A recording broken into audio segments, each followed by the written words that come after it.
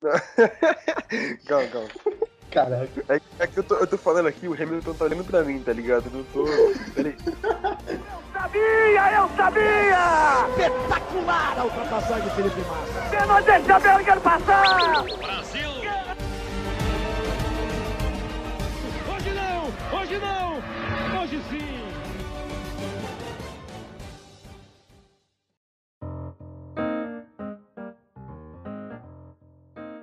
E aí galera, bem-vindo ao The Finals, eu sou o Fábio Andrade. Eu sou o Gustavo Solito. E eu sou o Matheus Ribeiro. E hoje a gente vai tratar sobre um assunto diferente do que é o comum aqui no nosso podcast. A gente tem como 3 esportes principais que a gente vai abordar mais. São o futebol americano e o basquete. Mas a gente vai trazer outros esportes em podcasts especiais como esse, o nosso primeiro, que vai ser sobre o Grande Prêmio de Fórmula 1 que aconteceu na Áustria no último final de semana. A gente resolveu falar dele porque ele foi bem comum. A gente teve no pódio o Valtteri Bottas, em segundo o Leclerc, em terceiro o Norris, que é muito jovem, começou a competir ano passado e já conseguiu um terceiro lugar esse ano. Ele demonstra muito talento. E não só demonstra muito talento, né? É até um dado curioso para a própria McLaren. Essa é a primeira vez que a equipe volta para o pódio desde 2014. É um dado muito expressivo para essa equipe que está tentando se rejuvenescer, né? Começou aí o projeto de novo com a Honda, com o Alonso, não deu muito certo, problema no motor, carro lerdo, troca equipe de novo, e vem o Norris, que está dando certo, ele realmente é um ótimo piloto. E nesse GP incomum da Áustria, né? Foi bem diferente. A gente viu a Ferrari também, que não fez um bom começo de fim de semana, né? O Leclerc foi fazer a largada em sétimo no grid e conseguiu ainda uma segunda posição. O Bottas se manteve forte durante o final de semana inteiro, manteve a liderança. E o Hamilton tomou a punição, né? Acabou caindo para quarto lugar. Interessante que o Norris ele tem apenas 20 anos, né? Você pensa para um jovem assim que tá indo para sua segunda temporada já conseguir corresponder com a sua responsabilidade que ele carrega ali de comandar um carro do padrão da McLaren e conseguir chegar em terceiro lugar ainda. Ele teve que fazer a melhor volta logo na última volta com a punição que o Hamilton tomou depois da batida que ele teve com o Albon da Red Bull. Então, realmente, ele conseguiu superar. O Hamilton acabou pegando uma penalização de 5 segundos. Ele que estava a 6 do Hamilton conseguiu acelerar mais e chegar com 4 e pouquinho. Então, realmente, foi bem impressionante. Esse pódio foi muito marcante para ele. É legal ver a comemoração da equipe ali, né, do staff da McLaren junto com ele. Então, foi realmente bem marcante. E o Hamilton, que a gente não está acostumado a vê-lo ficar de fora dos 3 primeiros, né? Ele que já é ex-campeão da Fórmula 1, ganhou em 2008, mas vem mantendo aí uma hegemonia desde 2014. Então realmente é estranho, mas faz parte também. Até faz parte também desse GP inédito que a gente teve, né? Nunca um começo de temporada na Fórmula 1 demorou tanto, né? A gente foi começar só na Áustria, que já é bem mais pra frente no calendário. E a gente não teve Hamilton no pódio, isso já é peculiar por si só. O Verstappen não conseguiu completar a corrida. O Ricciardo fez uma corrida ruim também, acabou tendo que abandonar o carro da Renault. E a gente teve um conflito meio, não exatamente inédito, né, mas meio peculiar entre o Hamilton e o Bottas, né? Os dois companheiros de equipe brigaram posições a corrida inteira, né? O Bottas conseguiu manter a primeira posição a maior parte do grid, mas ele sempre esteve pressionado ali pelo Hamilton, e até no final da corrida, se não me engano, pela volta 58, por aí, a equipe da Mercedes pegou uma falha bem ruim no motor do carro e pediu para os dois carros, tanto para o Hamilton quanto para o Bottas, não abusarem muito nas curvas, né? Manterem a exposição. E o Hamilton não gostou disso. O Hamilton queria atacar, queria a primeira posição a qualquer custo. E até acho que é um ponto para a gente conectar com a colisão com o Albon, né? Que ele estava tão nessa fixa de atacar, de manter a posição, de tentar o primeiro lugar, que acabou rodando o Albon, tadinho, acabou indo pro final do grid. E a gente vê isso do Hamilton é meio que dele, né? Ele tem essa questão que a gente vê em outros atletas que são tão vitoriosos quanto ele em outros esportes. A gente tem o Cristiano Ronaldo, por exemplo, que nunca quer parar de vencer no futebol. A gente tem o LeBron James, ou até o falecido Kobe Bryant, que tinha essa questão, mas é interessante ver como isso, tipo, ajuda em certos momentos, mas pode atrapalhar em outros também. Exato, essa gana de ganhar sempre, né, acaba, às vezes, trazendo uma certa imprudência em certas atitudes, como nessa com o Albon, que acabou prejudicando demais o piloto da Red Bull, e ele acabou pegando uma penalização de 5 segundos, que, tudo bem, custou o pódio, mas ficou até barato, porque poderia ser, né? Não, e totalmente. E se a gente pegar o final de semana da Mercedes, teve muito conflito mesmo antes da corrida entre os dois pilotos, né? Porque, se a gente for lembrar, na qualificação, o Bottas tinha conseguido a melhor volta, e enquanto ele completava a volta obrigatória para ele poder voltar pro pit, né? Ele acabou rodando, acabou saindo da pista, só que ele tomou a decisão, apoiado pela Mercedes, inclusive, de não voltar imediatamente para a pista para poder voltar para o pit stop, né? Ele deu um tempinho ali na grama e isso trouxe a bandeira amarela, e essa bandeira amarela custou o Hamilton, que perdeu posições no grid de largada e foi largar em quinto. Essa corrida foi bem confusa, assim, teve muita batida, muitos problemas mecânicos nos carros, né? O Kimi Raikkonen ficou sem roda ali na volta 55, se não me engano, acabou abandonando a prova também. Então foi bem confuso, acho que a pandemia aí fez com que o pessoal voltasse mais disperso, ou com que as equipes também não ficassem tão atentas em alguns pontos. Mas eu acho que isso vai ser uma tendência do esporte mundial, quando a gente começar a ver, né, a Fórmula 1 e o futebol foram mais pioneiros em certos países. Quer dizer, a Fórmula 1 é uma liga internacional, mas o futebol na La Liga e na Premier League, que nem a gente já fez podcast sobre, eles estão mais avançados nessa questão, mas a gente consegue ver uma queda de desempenho. Eu acho que a falta do competir toda hora, mesmo que eles treinassem a competição em si, o jogo, a corrida é diferente. Eu acho que isso vai fazer falta e a gente vê isso em todos os esportes. Não, e sim, até pegando um pouco com o que o Matheus falou, né? Essa primeira corrida foi muito caótica, né? Teve muito carro abandonando o grid. A gente teve 3 entradas do safety car, né? Uma logo no começo não exatamente, lá para a 20ª volta. E depois a gente teve 2 seguidas que, ao meu ver, elas determinaram totalmente o resultado final da corrida, porque toda vez que entrava o safety car, todos os carros tinham que se aproximar de novo do grid de largada e recomeçar a corrida. Então, ninguém conseguia ter uma chance de realmente escapar. O único que conseguiu fazer isso foi o próprio Bottas, né?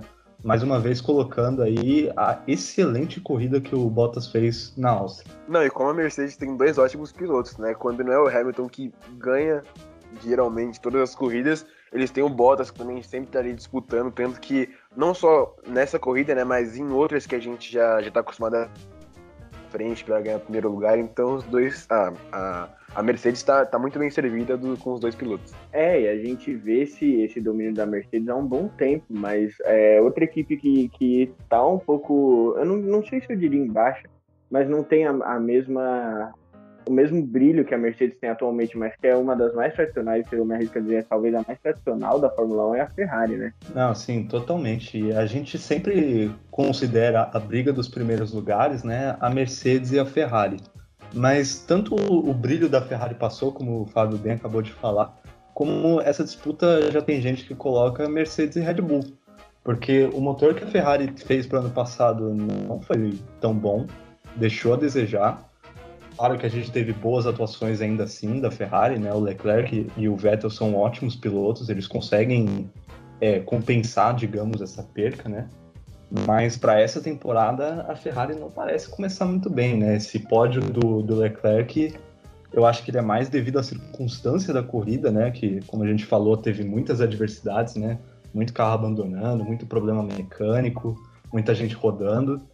E o Leclerc é um ótimo piloto, ele conseguiu capitalizar isso para alcançar o 2º lugar, né? Mas é só a gente lembrar que ele largou em 7º e o Vettel não largou nem na zona de pontos, né? O Vettel, que corrida ruim pro Vettel. Teve aquela aquela colisão na ultrapassagem extremamente bizarra que ele tentou em cima do Carlos Sainz. Não tinha o menor espaço para ele tentar uma ultrapassagem ali na volta 29.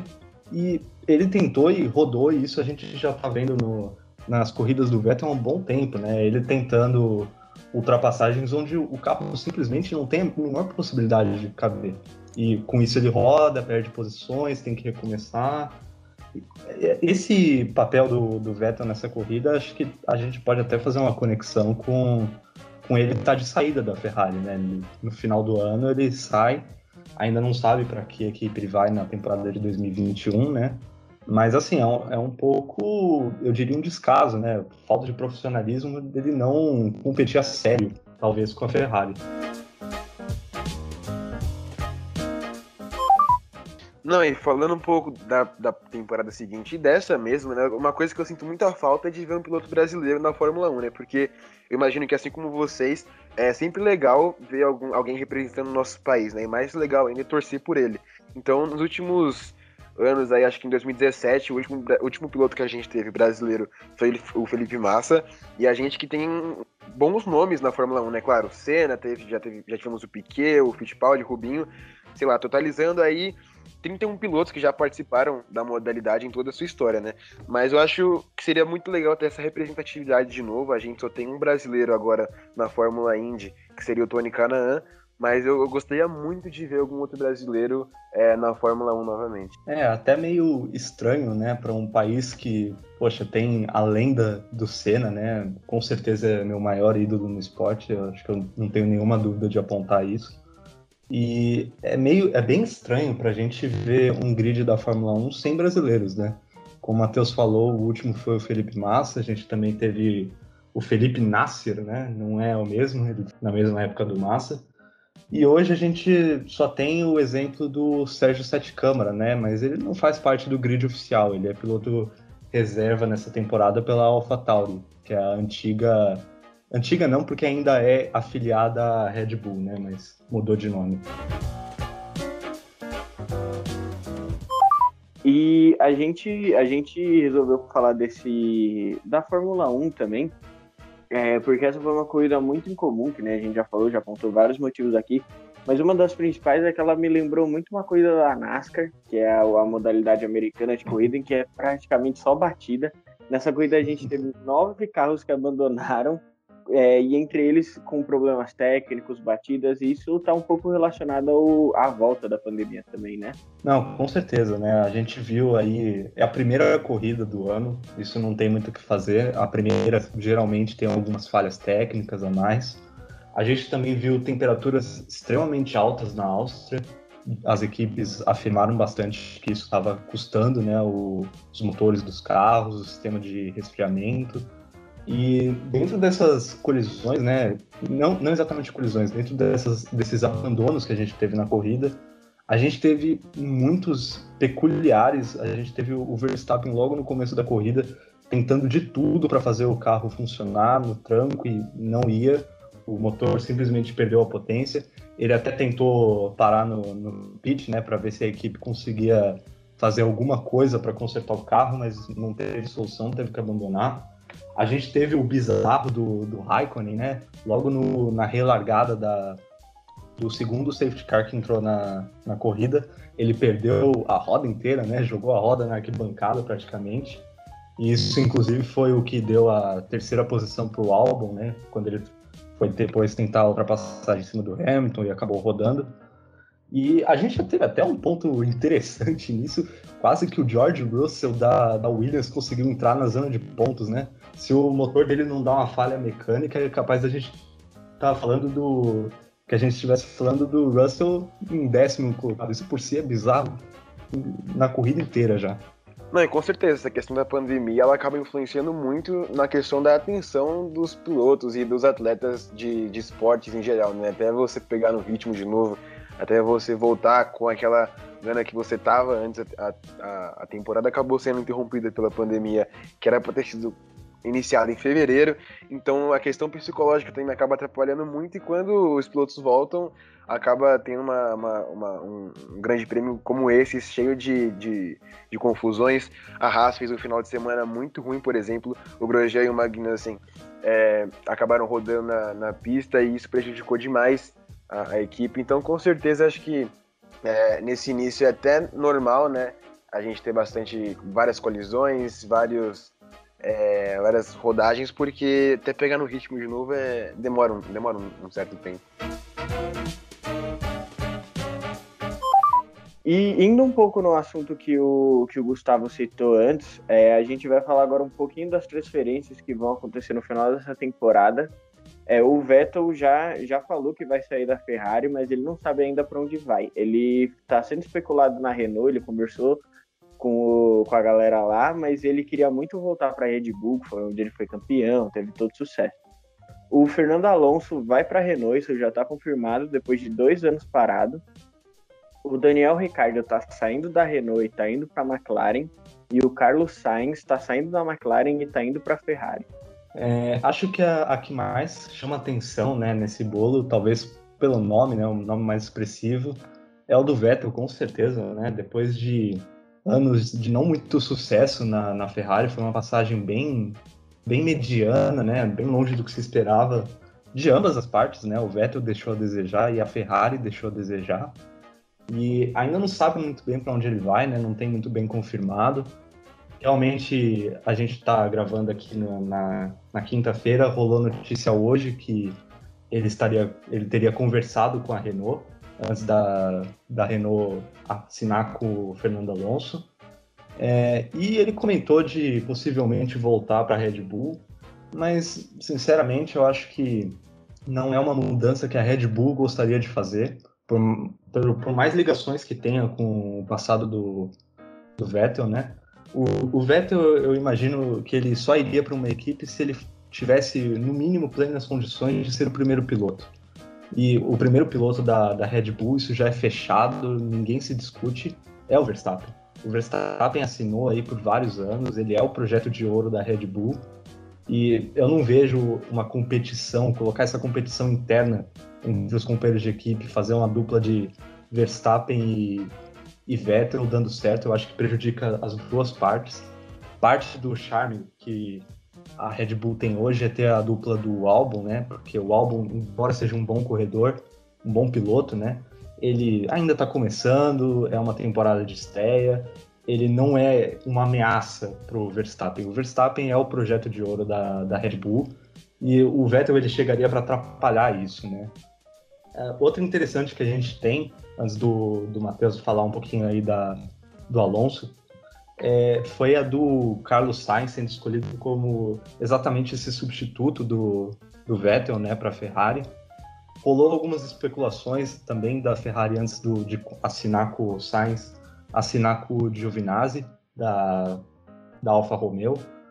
Ambos os pilotos são ainda um pouco de dúvidas, né? O Sainz tem um pouco mais de nome já, o Giovinazzi é um piloto muito rápido, só que ele não tem essa constância que o Carlos tenha, né? É uma aposta da Ferrari. A Ferrari também já decidiu muito bem quem vai ser seu primeiro piloto, que é o Leclerc. O Leclerc realmente tem uma habilidade excepcional para ser esse cara. E o Sainz, ele chega não exatamente para fazer pressão, né? Ele não é exatamente uma ameaça pro Leclerc, mas ele ainda é um bom piloto, talvez consiga bons resultados. Eu tenho que confessar que eu estou um pouco ansioso para ver o Leclerc e o Carlos Sainz correndo juntos, viu?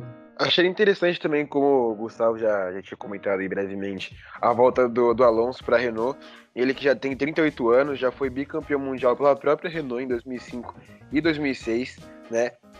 Ele que tinha parado ali no fim de 2018, agora assinou um contrato para o início de 2021, já alegou que tem ótimas lembranças na Renault, que lá é o lugar dele, que é a sua família. O Fernando Alonso, que ele coleciona mais de 97 pódios, então é muita coisa, né, em toda a sua carreira. Ele já tem 17 temporadas ao todo, então vai ser bem interessante ele voltando para, como ele disse, né, pro lar dele, para a família Renault, e vamos ver como é que ele vai conseguir voltar ativa, né? A gente sabe que qualidade e capacidade ele tem, mas vamos ver se esse tempo parado acabou influenciando demasiadamente assim no seu talento ou na sua experiência. Ainda para completar também, né?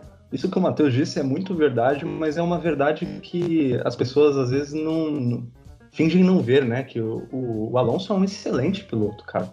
O Alonso tem muita habilidade. A passagem na McLaren, né, nos anos ruins da McLaren, prejudicaram um pouco. As pessoas olhavam o Alonso talvez como um piloto que já deu o que tinha que dar. Mas eu sinceramente não vejo assim. Eu acho que é um bom piloto. A Renault estava precisando de um piloto mais experiente, alguém que pudesse talvez tirar um pouco mais do carro do que ele realmente tem. O carro da Renault não é tão bom assim. Tinha muita promessa, né? E pelo visto não vai conseguir entregar essa temporada. Quem sabe para o ano que vem. O Alonso é um nome para isso, né? O Ocon, que eu imagino, se você traz o Alonso, o Ocon deve ser o segundo piloto, né? O Ocon é um piloto extremamente jovem, extremamente promissor. A própria Mercedes, uma época, já cogitou trazer o Ocon para a sua equipe. Ele tem muito potencial e eu acho que estar sob a asa, digamos assim, né, de alguém experiente como o Alonso pode ser muito benéfico para ele e no futuro para a Renault. E só para completar também que com a vinda do Alonso, né, a Renault se despede do Ricciardo, né? Uma passagem extremamente rápida do Ricciardo. Essa seria a primeira temporada dele, já está se mudando para a McLaren. O Ricciardo, ele é um bom piloto também, fez boas temporadas pela Red Bull e ele chega para acrescentar bem na McLaren. Hoje a McLaren é um projeto muito mais bem estabelecido do que o da Renault. Eu acho que tem tudo para dar certo. Ao meu ver, é uma troca boa para ambas as equipes. O Ricciardo, ele precisava de uma equipe melhor e a Renault precisava de um piloto talvez mais experiente, que talvez soubesse tirar mais do carro. É uma coisa que bastante gente acaba alegando, né, que o Alonso ele é um ótimo piloto, mas acaba não sendo um bom companheiro, né? Muitos alegam que já teve muitas intrigas ali em suas outras passagens pelas outras equipes, até pela McLaren mesmo, quando ele acabou dividindo espaço com o Hamilton, então tem muita essa especulação de que ele não é um bom desportista, mas piloto é inegável que ele é um ótimo piloto mesmo. E até dentro dessas polêmicas, né, que o Alonso traz consigo, a gente pode até lembrar daquela com o Felipe Massa, né? O Felipe Massa já foi companheiro de equipe do Alonso e, nossa, a gente é só lembrar aqui rapidamente, né, por exemplo, daquela entrada no pit stop, né, que o Massa estava na frente, estava entrando para o pit stop e o Alonso foi com tudo, jogou o carro em cima para poder entrar primeiro e sair antes, né? Para pegar a posição do Massa. Isso é visto por muitos, e inclusive por mim, parece que eu estou defendendo muito o Alonso aqui, mas eu também vejo isso como uma falta de companheirismo, né, entre os dois membros da equipe, mas talvez seja justamente essa garra que a Renault precisa para a próxima temporada, né? Essa questão da parceria com o Massa na Ferrari, realmente uma coisa, é claro, né, ele era o primeiro piloto ali, o mais privilegiado, mas às vezes talvez essa vontade de ganhar acabe culminando, às vezes, em um certo mau caratismo, né? Que ele poderia ser um pouco mais companheiro realmente com Massa, fora os seus outros companheiros ao decorrer da sua história na Fórmula 1. Mas é uma questão complicada, porque ele sabe dirigir bem, sabe levar a marca consigo, mas em relação ao companheirismo ali, nem sempre acaba tendo as melhores atitudes, né? E antes de finalizar aqui, eu queria perguntar para os meninos, vou dar aqui a minha opinião também, qual para vocês acham que vai ser o pódio da próxima corrida? Vai ser na Áustria de novo? Para mim, o Hamilton chega em primeiro, apesar das falhas mecânicas que aconteceram, e até a batida envolvendo ele, eu acho que ele continua sendo o melhor piloto, e ainda com o melhor carro também, acho que isso não vai mudar tão cedo. E em segundo, eu acho que vem o Bottas, principalmente pela questão dele ser um bom piloto também, um ótimo piloto, mas tem a questão do carro que ajuda também, e em terceiro o Leclerc. Eu acho que para apostar também, a aposta mais segura é, sem dúvida, sempre apostar nas Mercedes, né? É o melhor carro do grid, mas eu acho que talvez o melhor piloto hoje seja o Verstappen, da Red Bull. Então eu diria que um pódio na próxima corrida de novo na Áustria, né? Eu diria Verstappen em primeiro, Bottas em segundo, e acho que dessa vez o Albon também da Red Bull vai vingar e conseguir o seu terceiro lugar. Foi quase nessa corrida. Bom, eu aposto no Hamilton como vencedor desse próximo prêmio na Áustria, mais uma vez. Segundo lugar, Verstappen. Em terceiro, Norris. Vai surpreender de novo e vai chegar em terceiro. Ó, posso usar dessa, hein? Usado. Eu fui no seguro, né? Joguei calma ali. Eu fui na segurança só no Hamilton ali, Verstappen talvez, enfim. Mas o Norris tá com. Nossa, mas se o Norris consegue o segundo pódio consecutivo depois dessa seca de pódios da McLaren, eu acho que ele já pode ser elevado a nível lenda da McLaren, né? Ai, vai virar festa, prepara já. Esquece pandemia, nessas horas não tem nada não. Não, mas tomara mesmo que o Norris consiga aí um outro pódio. Ele é um corredor muito legal, tem o carisma, né? Que a gente já tinha comentado, inclusive, no podcast de basquete. E o carisma faz com que a gente queira torcer por esses caras. É legal ver ele tem uma carreira bonita no começo da Fórmula 1, né? Eu acho muito legal esses pilotos que sempre estiveram na Fórmula 1, né? Que fizeram o processo da Fórmula 3, fizeram o processo da Fórmula 2, foram piloto de teste e aí conseguem sim o seu posto como piloto profissional. Sim, fora que ele é muito novo também, igual a gente tinha falado aqui um pouco antes, 20 anos só, ele nasceu em 99, então é legal ver gente nova assumindo o protagonismo também. Então é isso, galera. Valeu quem escutou até aqui. A gente agradece como sempre. Vocês têm alguma coisa para falar, menino? Bom, mais uma vez, só complementando, agradecer a todos que ouviram até aqui. Compartilhe com seus amigos. Siga nossa página no Instagram, @TheFinalsBR, que a gente vai continuar postando coisa lá. Então é isso, gente. Muito obrigado. Valeu. E até queria também pedir, demonstrem seu apoio pelo podcast Fórmula 1. Eu adorei fazer isso, quero fazer mais, viu? É isso, família. Tamo junto. Falou.